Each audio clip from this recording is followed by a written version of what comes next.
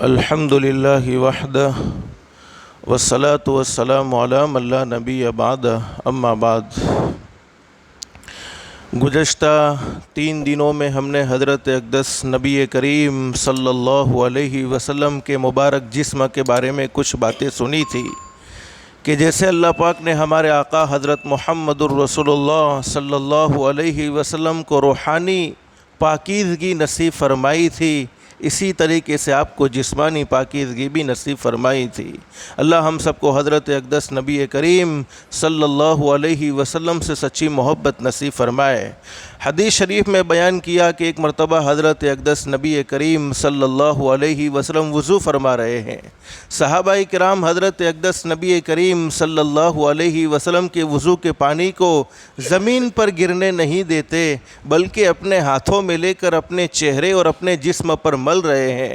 ہمارے آقا حضرت محمد الرسول اللہ صلی اللہ علیہ وسلم نے یہ عجیب منظر دیکھ کر صحابہ کرام سے سوال کر لیا، ما یحملکم علی ھذا، اے میرے صحابہ کرام یہ کام جو تم کر رہے ہو کہ میرے جسم سے لگے ہوئے پانی کی اتنی قدر و قیمت کر رہے ہو، آخر کون سی چیز تمہیں ایسا کام کرنے پر مجبور کرتی ہے، کون سی چیز تمہیں ایسا کام کرنے پر ابھارتی ہے؟ اب صحابہ کرام کا جواب سنیے، کیا فرمایا؟ قولوا حب اللہ ورسولہ، صحابہ کرام نے فرمایا اللہ کی محبت اور حضرت اقدس نبی کریم صلی اللہ علیہ وسلم کی محبت ہمیں ایسا کام کرنے پر مجبور کرتی ہے۔ اور صحابہ کرام ایک بات یاد رکھنا، سچے عاشق تھے، یہاں تک کہ حدیثوں میں یہ بات بیان فرمائی۔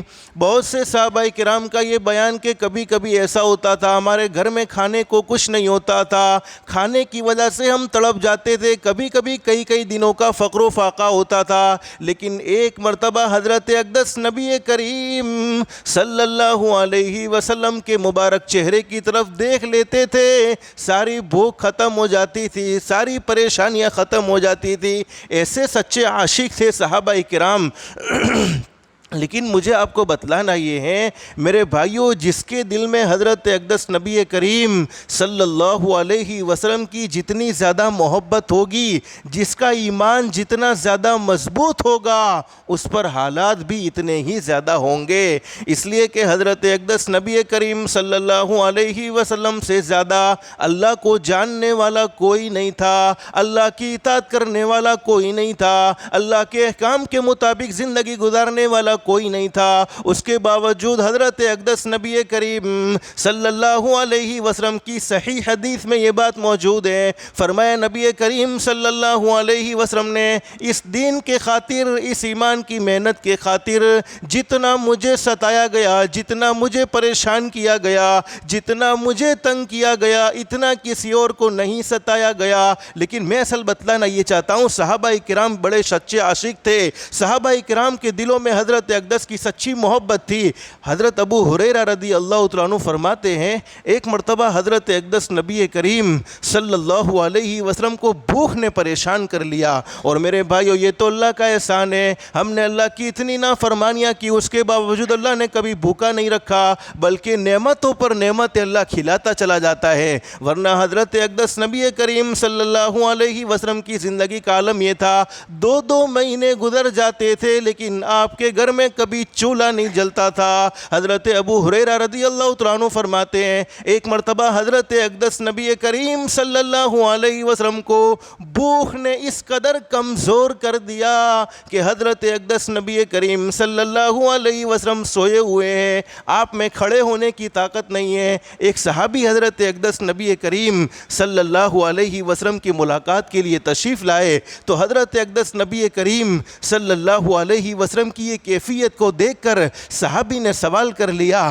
میرے محبوب آپ کا یہ حال کیسے ہو گیا؟ آپ کو کس چیز نے پریشان کیا ہے؟ چونکہ آپ امت کے لیے مسلسل فکر میں رہتے تھے، آپ کو امت کا مسلسل غم تھا۔ حضرت اقدس نبی کریم صلی اللہ علیہ وسلم نے فرمایا، میرے صحابی مجھے بھوک نے پریشان کیا ہے، بھوک نے کمزور کر دیا ہے۔ اب حدیث پاک میں لکھا ہے کہ صحابی بازار میں گئے اور مزدوری کی، کیوں مزدوری کی؟ معلوم یہ ہوتا ہے اس حدیث پاک سے کہ صحابی کے گھر میں بھی کھانے کو کچھ ہیں نہیں، مزدوری کی اور کچھ ڈول پانی کے نکالے، اور پانی کے ڈول کنویں میں سے پانی کے کچھ ڈول نکالے، ان ڈولوں کے نکالنے کے بدلے میں کچھ کھجوریں ملی، وہ کھجوریں حضرت اقدس نبی کریم صلی اللہ علیہ وسلم کی خدمت میں لا کر پیش کی، اس لیے کہ اس حدیث پاک سے معلوم ہوتا ہے کہ صحابی کے گھر میں کھانے کو کچھ نہیں تھا، صحابی خود فقر و فاقہ سے ہیں، جس کے نتیجے میں پہلے وہ مزدوری کرنے کے لیے گئے۔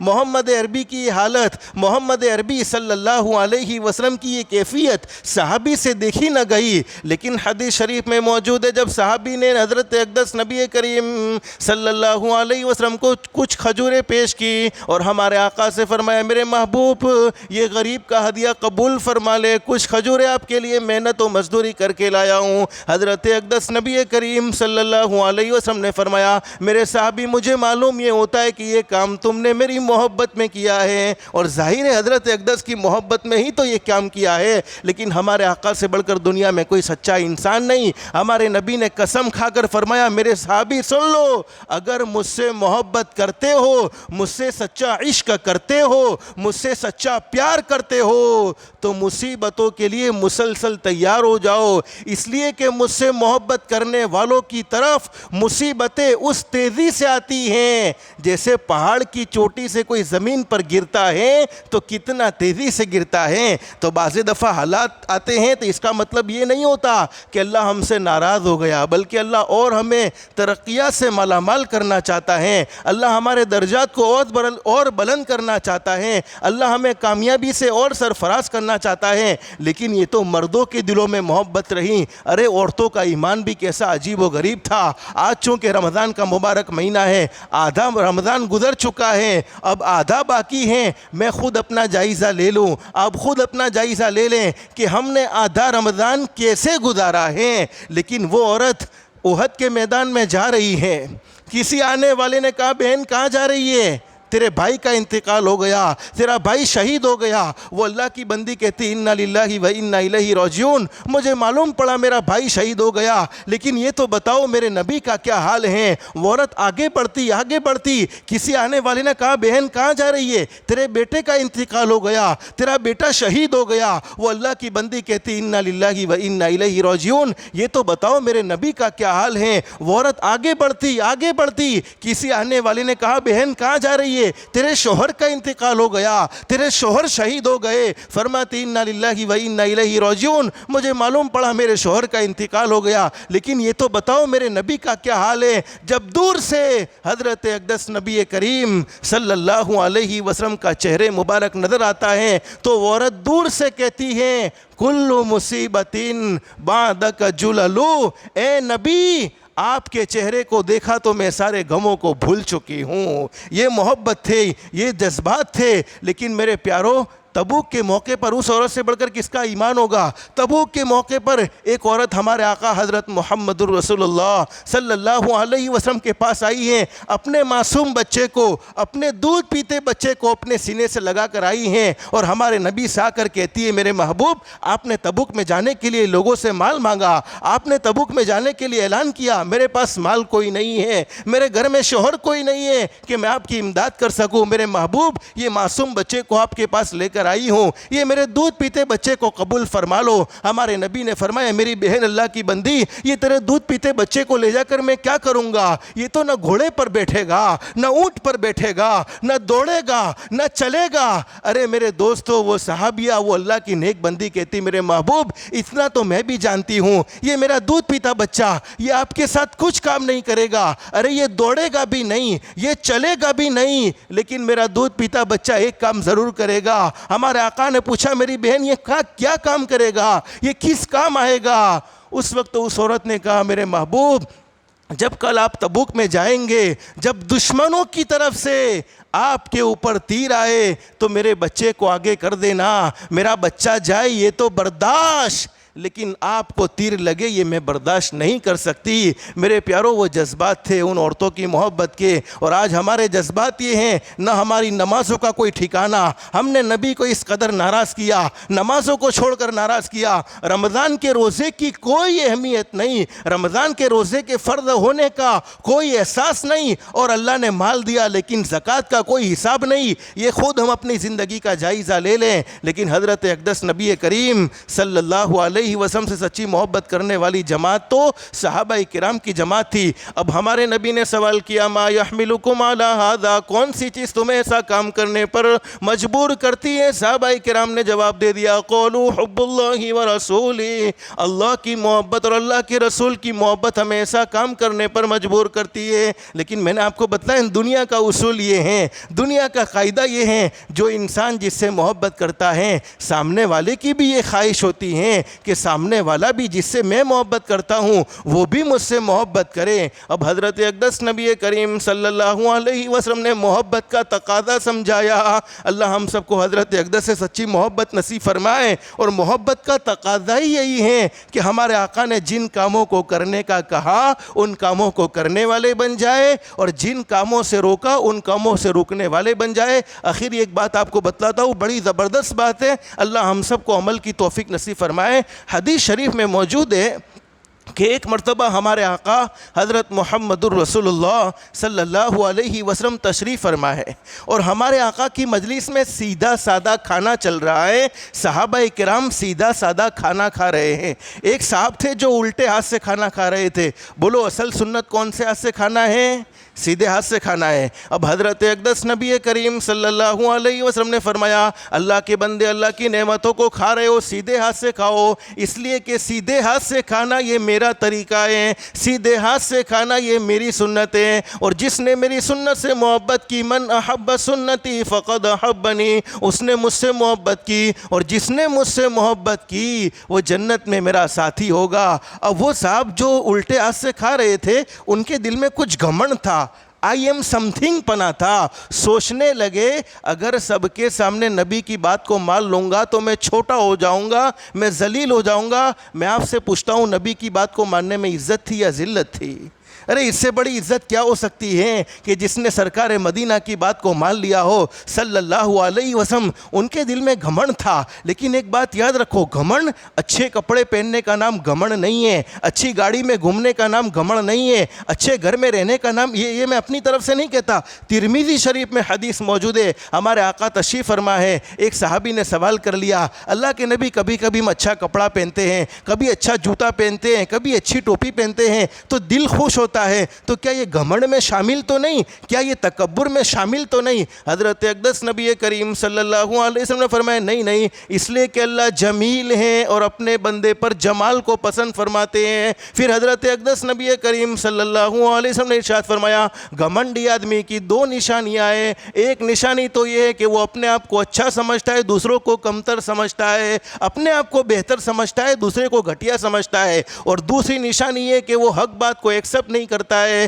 حق بات کو قبول نہیں کرتا ہے، حق جانتے ہوئے بھی۔ اب وہ صاحب کے دل میں گھمنڈ تھا، سوچنے لگے اگر سب کے سامنے میں نے نبی کی بات کو مان لیا تو میں چھوٹا ہو جاؤں گا، میں ذلیل ہو جاؤں گا۔ حالانکہ نبی کی بات کو ماننے میں عزت تھی، کوئی ذلت نہیں تھی۔ حضرت اقدس نبی کریم صلی اللہ علیہ وسلم نے پھر فرمایا، اللہ کے بندے سیدھے ہاتھ سے کھاؤ، اس لیے کہ اللہ کی نعمتیں تم کھا رہے ہو، سیدھے ہاتھ سے کھاؤ، سیدھے ہاتھ سے کھانا یہ میرا طریقہ، یہ میری سنت ہے۔ لیکن وہ آدمی تو چونکہ تھا گھمنڈی، وہ آدمی تھا ہی گھمنڈی، اس نے کہہ دیا، اللہ کے نبی اصل معاملہ یہ ہے کہ میرے سیدھے ہاتھ میں تکلیف ہے، سیدھا ہاتھ کام کرتا نہیں ہے۔ علماء نے لکھا ہے، حدیث شریف میں موجود ہے، ہمارے آقا نے فرمایا آپ کی مرضی، اگر سیدھا ہاتھ درست ہے تو سیدھے ہاتھ سے کھاؤ۔ علماء نے فرمایا کہ کھانا کھا کر فارغ ہوا، سیدھا ہاتھ ہمیشہ ہمیش کے لیے بیکار ہو گیا۔ صرف حضرت اقدس نبی کریم صلی اللہ علیہ وسلم کی ایک سنت کو گھمنڈ کی وجہ سے، ٹھکرانے کی وجہ سے، اسی کے بالمقابل ایک متواضع صحابی کا قصہ لکھا ہے کہ ان کے سیدھے ہاتھ میں تکلیف تھی، سیدھا ہاتھ کام کرتا نہیں تھا، بہت سے علاج کیے، طبیبوں کو بتایا، حکیموں کو بتایا، ڈاکٹروں کو بتایا، لیکن کوئی فائدہ نہ ہوا۔ پریشان ہو کر حضرت اقدس نبی کریم صلی اللہ علیہ وسلم کی خدمت عالیہ میں تشریف لائے، اور حضرت اقدس نبی کریم صلی اللہ علیہ وسلم کے یہاں دسترخوان لگا ہوا ہے اور صحابہ کرام کھجوریں کھا رہے ہیں۔ اب وہ صحابی بھی آ گئے اور دسترخوان پر بیٹھ گئے، لیکن انہوں نے کھجوریں الٹے ہاتھ سے کھانا شروع کر دیا۔ کیوں الٹے ہاتھ سے کھا رہے ہیں؟ اس لیے کہ سیدھا ہاتھ کام کرتا نہیں ہے۔ اب حضرت اقدس نبی کریم صلی اللہ علیہ وسلم نے صحابی سے فرمایا، اللہ کے بندے، اللہ کی نعمتوں کو کھا رہے ہو، سیدھے ہاتھ سے کھاؤ، اس لیے کہ سیدھے ہاتھ سے کھانا یہ میرا طریقہ، یہ میری سنت ہے۔ جس نے میری سنت سے محبت کی اس نے مجھ سے محبت کی، اور جس نے مجھ سے محبت کی وہ جنت میں میرا ساتھی ہوگا۔ اب صحابی کو چاہیے تھا کہ اللہ کے نبی کے سامنے ادھر پیش کر دیتے کہ اللہ کے نبی، اصل معاملہ یہ ہے کہ میرے سیدھے ہاتھ میں تکلیف ہے، سیدھا ہاتھ کام کرتا نہیں ہے، اس وجہ سے میں الٹے ہاتھ سے کھا رہا ہوں، لیکن ادھر پیش نہیں کیا، بلکہ اپنے ہاتھ کو مخاطب کر کے ہاتھ سے کہا کہ اے ہاتھ، تو طبیبوں سے نہیں مانا، اے ہاتھ تو حکیموں سے نہیں مانا، اے ہاتھ تو ڈاکٹروں سے نہیں مانا، اے ہاتھ تو مجھ سے نہیں مانا، اب تو تجھے شہنشاہ کائنات حضرت محمد الرسول اللہ صلی اللہ علیہ وسلم کے سامنے لا کر رکھا ہے، محبوب کی بات تو تجھے ماننی ہی پڑے گی۔ علماء نے لکھا ہے کہ ہاتھ کو ایک جھٹکا دیا اور سیدھا ہاتھ درست ہو گیا اور سیدھا ہاتھ چلنے لگا۔ اب کھجوریں سیدھے ہاتھ سے کھانا شروع کر دیا، کھجوریں کھا کر فارغ ہوئے، حضرت اقدس نبی کریم صلی اللہ علیہ وسلم کے بالکل قریب آئے، فرمایا میرے محبوب، آپ کے سامنے بیٹھ کر آپ کی مخالفت کرنا مقصود نہیں تھا، آپ کے دل کو ناراض کرنا مقصود نہیں تھا، لیکن حقیقت حال یہ ہے میرے سیدھے ہاتھ میں تکلیف تھی، سیدھا ہاتھ کام نہیں کرتا تھا، بہت سے علاج کیے لیکن کوئی فائدہ نہ ہوا، سوچا کہ آپ کی مجلس میں چلا جاؤں، آپ کوئی نسخہ بتلائے اور اس پر عمل کر لوں اور اللہ مجھے شفا دے دے۔ الحمدللہ اتباع سنت کے جذبے نے مجھے شفا نصیب فرما دی۔ علماء نے دونوں نتیجے نکالے، جو لوگ اپنی زندگی کو حضرت اقدس نبی کریم صلی اللہ علیہ وسلم کی سنتوں کے مطابق گزارتے ہیں، حضرت اقدس کے طریقوں کے مطابق گزارتے ہیں، اللہ ان سے بڑی بڑی بیماریوں کو دور رکھتا ہے، اور اگر بیماری لگ بھی جائے اور سنت پر عمل کرنے کا اہتمام کر لیں تو اللہ پاک اپنے فضل و کرم سے شفا نصیب فرما دیتے ہیں۔ اسی کو حضرت قاری صدیق صاحب باندھوی رحمۃ اللہ علیہ نے بڑی زبردست بات بیان فرمائی، نبی پاک کی سنت پہ جو عامل نہیں ہوتا، یعنی ہمارا ہر کام حضرت اقدس کی سنتوں کے مطابق نہیں ہوتا، نبی پاک کی سنت پہ جو عامل نہیں ہوتا، وہ کچھ بھی کر رہا ہو کچھ اسے حاصل نہیں ہوتا۔ اللہ ہم سب کو سنتوں کے مطابق زندگی گزارنے کی توفیق نصیب فرمائے۔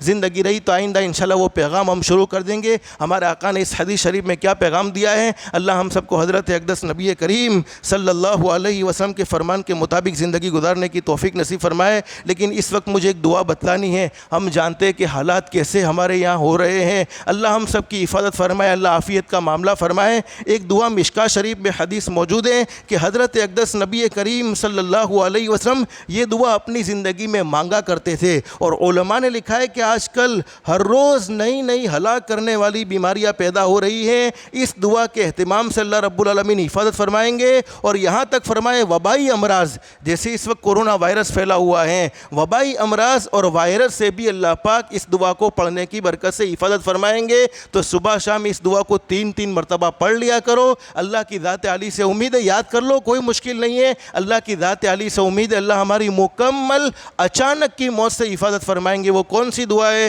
اللہم انی اعوذ بک من البرص والجنون والجذام وسیء الاسقام۔ بس یہ چھوٹی سی دعا ہے، یاد کر لو گے تو کوئی مشکل نہیں ہے۔ اللہم انی اعوذ بک من البرص والجنون والجذام وسیء الاسقام۔